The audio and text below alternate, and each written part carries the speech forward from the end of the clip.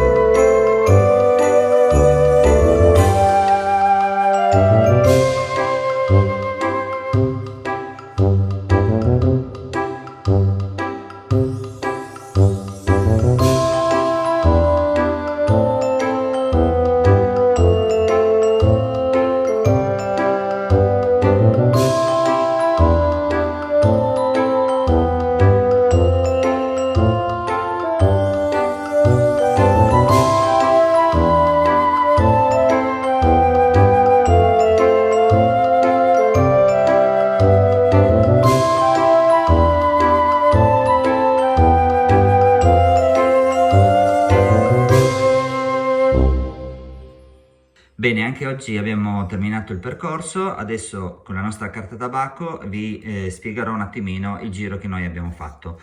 Allora, siamo partiti dal centro di Subit. In centro a Subit non ci sono tanti parcheggi, quindi bisogna un pochino arrangiarci. E comunque lì in centro, subito dopo la chiesa, vedrete che c'è il segnale di inizio di tutti i sentieri.